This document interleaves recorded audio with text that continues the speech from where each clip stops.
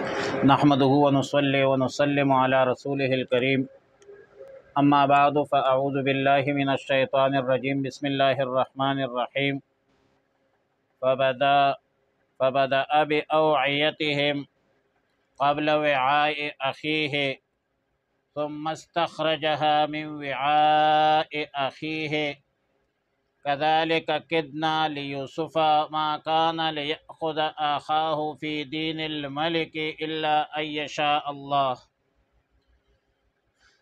پارہ نمبر 13 سورہ یوسف، رکوع نمبر 9، آیات نمبر 76، 77، 78 اور 79۔ فبدأ، پس تلاشی شروع کر دی، بأوعیتہم، ان کے بوریوں سے، ان کے سامان سے، قبل وعاء اخیہ، بھائی کے سامان سے پہلے، ثم استخرجہا، پھر نکال لیا وہ پیمانہ، وہ صاع، سقایا، من وعاء اخیہ، اپنے بھائی کے بوری سے، کذالک کدنا لیوسف، اسی طرح ہم نے تدبیر کی لیوسف، یوسف علیہ السلام کے لیے، ما کان لیأخذ اخاہ فی دین الملک، ما کان لیأخذ اخاہ، وہ نہیں لے سکتا تھا، اخاہ، اپنے بھائی کو، فی دین الملک، بادشاہ کے قانون کے مطابق، الا ان یشاء اللہ، مگر یہ کہ اللہ کو ہی منظور تھا، نرفع درجات، ہم بلند کرتے ہیں درجے، من نشاء، جس کے ہم چاہے، وفوق کل ذی علم علیم، اور ہر صاحب علم کے اوپر ایک بڑا علم والا ہے۔ برادران یوسف نے کہا، قالو، کہنے لگے، ان یسرق، اگر اس نے چوری کی ہے، فقد سرق اخ لہ من قبل، تو چوری کر چکا ہے اس کا بھائی بھی اس سے پہلے، فأسرها یوسف، پھر یوسف علیہ السلام نے دل میں رکھا، فی نفسہ، اپنے دل میں چھپایا اسے، ولم یبدھا، اور ظاہر نہیں کیا، لہم، ان پر، اور قال، کہا یوسف علیہ السلام نے، انتم شر مکانا، تم بدتر لوگ ہو درجہ میں، واللہ اعلم، اللہ خوب جانتا ہے، بما تصفون، جو کچھ تم بیان کرتے ہو۔ پھر برادران یوسف کہنے لگے، قالو، کہنے لگے، یا ایہا العزیز، اے عزیز مصر، ان لہ ابا شیخا کبیرا، بے شک اس کا ایک بوڑھا بڑی عمر والا باپ ہے، فخذ احدنا مکانہ، پس لے لے ہم میں سے ایک، مکانہ، اس بنیامین کی جگہ، انا نراک من المحسنین، ہم دیکھتے ہیں آپ کو کہ آپ بڑے احسان کرنے والا ہے، آپ نیکوکار ہے۔ یوسف علیہ السلام نے فرمایا قال معاذ اللہ، اللہ کی پناہ، ان نأخذ کہ ہم پکڑ لے، ہم لے لے، الا مگر اس کو من وجدنا متاعنا عنده، سوائے اس کے کہ ہم نے پایا ہے ان کے اپنا سامان جس کے پاس ہم نے پایا ہے، اگر ہم اس کے جگہ پر دوسرے کو پکڑ لے انا اذا للظالمون، تو بے شک اس وقت ہم ظالمین ٹھہریں گے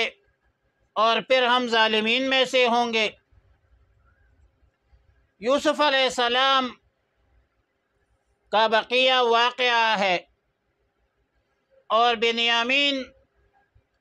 کے روکنے کے تدبیر یوسف علیہ السلام کے خدمتگاروں نے خفیہ طریقے سے، جب بادشاہ کا پیمانہ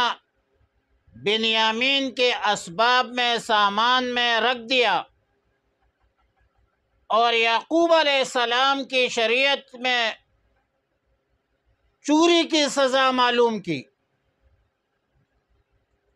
کہ چور کی سزا یہ ہے کہ اس چور کو غلام بنایا جائے، گرفتار کیا جائے اور رکھا جائے اپنے پاس۔ لیکن بہرحال جب برادران یوسف روانہ ہوئے تو ایک منادی نے، آواز دینے والے نے آواز دی، انکم لسارقون۔ اگرچہ یہ اعلان، اور اس اعلان سے یوسف علیہ السلام نے برات کیا تھا، لیکن چوری کی سزا یعقوب علیہ السلام کی شریعت میں تو پہلے معلوم کر چکے تھے۔ پھر اس کے بعد فَبَدَا بِأَوْعِيَتِهِمْ قَبْلَ وِعَاءِ أَخِيهِ، یعنی تفتیش کرنے والوں نے سب سے پہلے بھائیوں کے سامان کی تلاشی لینا شروع کی، اور یہ اسی لیے شروع کی تاکہ راز فاش نہ ہو جائے اور دیگر بھائیوں کو شک و شبہ نہ رہے۔ لہذا بنیامین کے بعد میں تلاشی لی گئی، اور سب سے پہلے برادران یوسف کی دیگر جو بھائی تھے ستیلے، ان سے پھر وہ تلاشی شروع کی، لیکن برتن نکلا بنیامین کے سامان سے۔ ثم استخرجها من وعاء اخیہ، یعنی آخر میں بنیامین کا جب سامان کھولا تو بادشاہ کا پیمانہ بنیامین کے سامان سے نکلا۔ اس وقت تک سب کے گردنیں جو ہے وہ شرم سے جھک گئی، اور بنیامین پر سخت غصہ ہو گئی۔ قرآن کہتے ہیں کذالک کدنا لیوسف ما کان لیأخذ اخاہ فی دین الملک، یعنی یہ تدبیر ہم نے اس کو بتلائی، یوسف علیہ السلام کو بتلائی، ورنہ بادشاہ مصر کے قانون میں آپ چور کو غلام نہیں بنا سکتے، کیونکہ مصر کا قانون یہ تھا، بادشاہ وقت کا قانون یہ تھا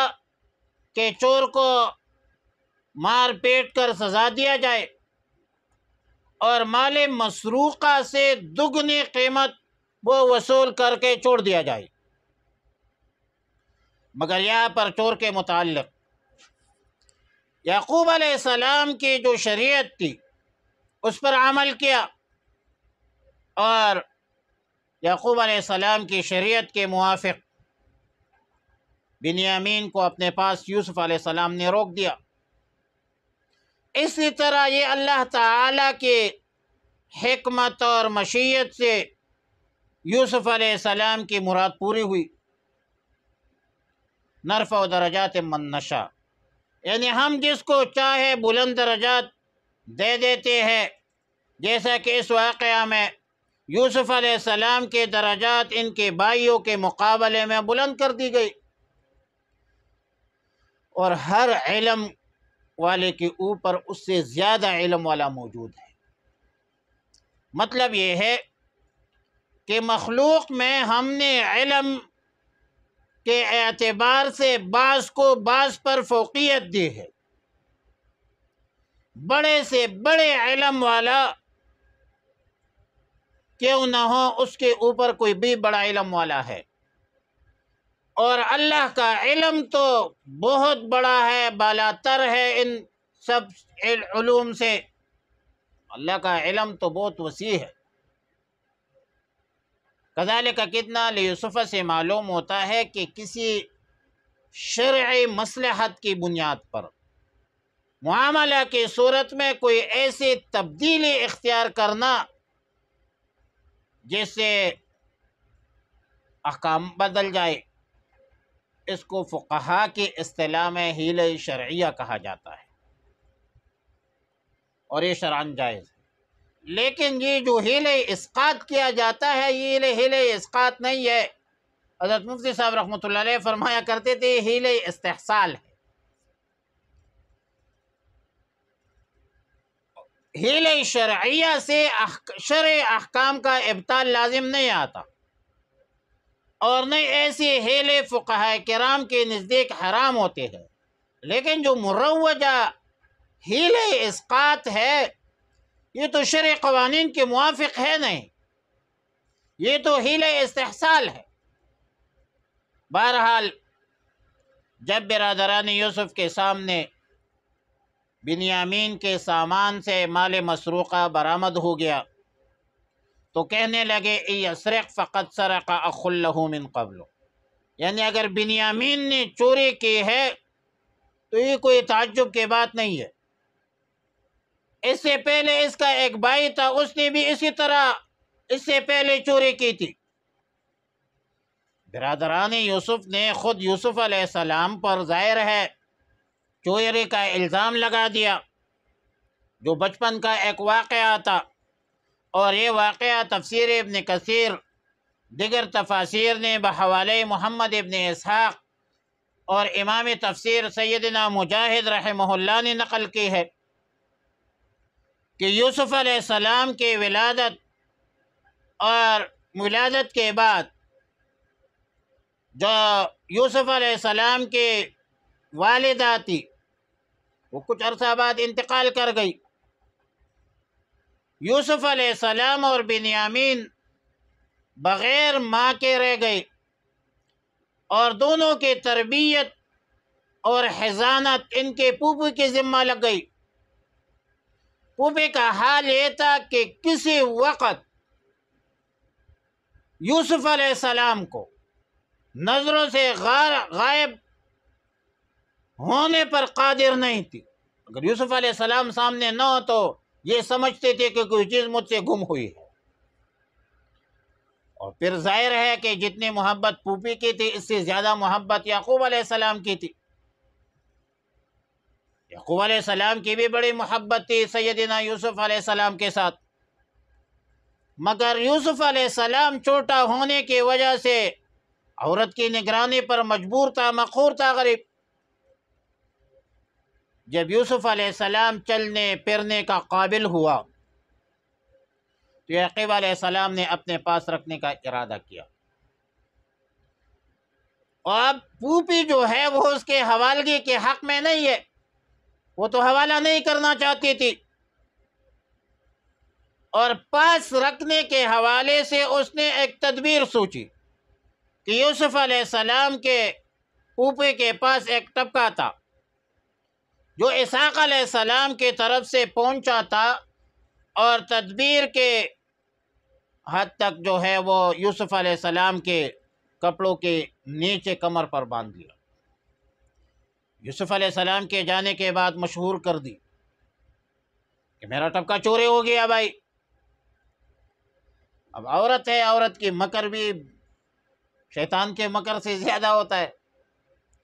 جب تلاشی لے گئے تو یوسف علیہ السلام سے برآمد ہوئی، تو شرع اعتبار سے یوسف علیہ السلام وہ اپنے پھوپھی کے وہ مالک بن گئی، اور پھوپھی جب تک زندہ تھی تو یوسف علیہ السلام اس کے پھوپھی کے پاس رہی۔ وہی واقعہ تھا۔ اب اس واقعہ کو اس برادران یوسف نے دہرایا، تو اس وقت یوسف علیہ السلام نے فَأَسَرَّهَا يُوسُفُ فِي نَفْسِهِ، جب انہوں نے یوسف علیہ السلام پر الزام لگا دیا تو یوسف علیہ السلام کی یہ بات، یوسف علیہ السلام نے برادران یوسف کی یہ بات سن کر دل میں کہہ دیا کہ یہ لوگ اب تک میرے در پہ ہیں، کہ چوری کا الزام لگا رہے ہیں مجھ پر، مگر بھائیوں کے سامنے اظہار نہیں کیا۔ وَلَمْ يُبْدِ لَهُمْ، اور دل میں کہا کہ انتم شر مکانا، تم لوگ ہی برے درجے کے اور برے حال میں ہو، کہ بھائی پر تم چوری کی تہمت جو ہے جان بوجھ کر لگا رہے ہو۔ برادران یوسف نے کہا، پھر درخواست کی کہ یا ایھا العزیز ان لہ آبا شیخا کبیرا، اس کا ایک بوڑھا ضعیف باپ ہے اور وہ اس کی جدائی کا صدمہ برداشت نہیں کر سکے گا، اس لیے اس کے بدلے ہم میں سے کسی کو گرفتار کر لے، اور ہم دیکھ رہے ہیں، محسوس کر رہے ہیں، ماشاءاللہ آپ بڑے احسان کرنے والا ہے، اور ہم پر بھی احسان کر کے مہربانی کیجیے۔ یوسف علیہ السلام نے فرمایا معاذ اللہ، اللہ کی پناہ، یہ میرے اختیار میں ہے کہ جس کو چاہے میں پکڑ لوں۔ حالانکہ جس سے مال مسروقہ برآمد ہوا ہے وہ ہم پکڑ سکتے ہیں، ہر کسی کو تو ہم نہیں پکڑ سکتے، اور اگر ہر کسی کو ہم پکڑ لیں تو پھر تم اپنے فتوے پر کے مطابق، تمہارے شریعت کے مطابق، تمہارے دین کے مطابق، تمہارے فیصلے کے مطابق، ظاہر ہے وہ اس کے متصادم ہوگا، اس کی مخالفت میں کروں گا، کیونکہ تمہارا ہی فتویٰ ہے، تمہاری شریعت یہی ہے، یعقوب علیہ السلام کی شریعت یہی ہے کہ جس سے برآمدگی ہو جائے وہ اسی کی سزا ہے، لہذا ہم کسی اور کو نہیں پکڑ سکتے، بلکہ بنیامین کو پکڑیں گے جس کے سامان سے مال مسروقہ برآمد ہوا ہے، اور یہ ہے شریعت کا معاملہ، اور یہ ہے سیدنا یعقوب علیہ السلام کی شریعت۔ وآخر دعوایا ان الحمد للہ رب العالمین۔